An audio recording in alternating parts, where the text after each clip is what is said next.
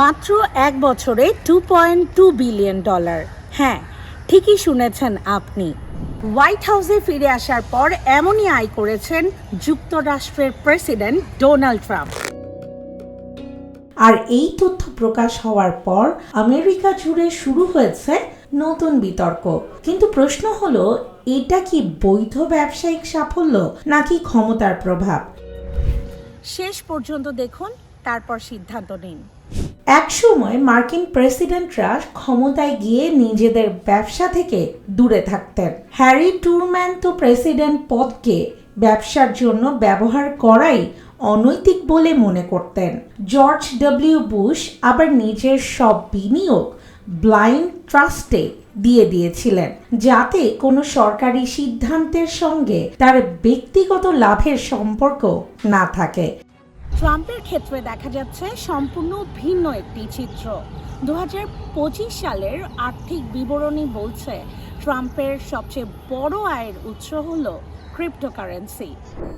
শুধু এই খাত থেকেই এসেছে প্রায় $1.4 বিলিয়ন। তার পরিবারের সাথে যুক্ত ক্রিপ্টো কোম্পানি থেকে এসেছে শত শত মিলিয়ন ডলার। আবার নিজের নামে চালু করা ট্রাম্প মেমে কয়েন থেকে এসেছে $635 মিলিয়ন। ভাবুন তো, এক বছরে ক্রিপ্টো ব্যবসা থেকে আয় প্রায় 9 গুণ বেড়ে গেছে। এত দ্রুত আয় বাড়ার কারণ কি? এখানেই শুরু হয়েছে সবচেয়ে বড় বিতর্ক। সমালোচকদের দাবি, প্রেসিডেন্ট হওয়ার পর ট্রাম্প এমন কিছু নীতি নিয়েছেন যা ক্রিপ্টো বাজারের জন্য খুবই সুবিধাজনক। আর সেই বাজার থেকেই সবচেয়ে বেশি লাভ করেছে তার নিজের ব্যবসা।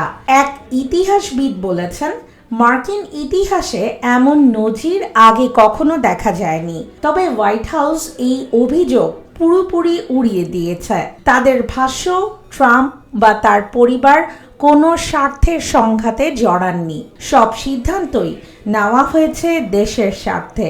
শুধু ক্রিপ্টো নয়, ট্রাম্পের গলফ ক্লাব, বিলাসবহুল রিসোর্ট এবং বিভিন্ন ব্র্যান্ড লাইসেন্স থেকেও এসেছে কোটি কোটি ডলার। এমনকি তিনি যেসব ক্লাবে প্রেসিডেন্ট হওয়ার পর বেশি সময় কাটিয়েছেন, সেসব ক্লাবেরও আয় উল্লেখযোগ্যভাবে বেড়েছে বলে আর্থিক বিবরণীতে উঠে এসেছে। অর্থাৎ ক্ষমতায় ফেরার পর তার ব্যবসারও বড় উত্থান ঘটেছে। এখন সিদ্ধান্ত আপনার। এটা কি একটা সফল ব্যবসায়ী স্বাভাবিক আয়, নাকি একজন ক্ষমতাসীন প্রেসিডেন্টের ক্ষেত্রে এমন আয় স্বার্থের সংঘাতের প্রশ্ন তোলে? মালিহা চাঁদনী, ভোরের ডাক।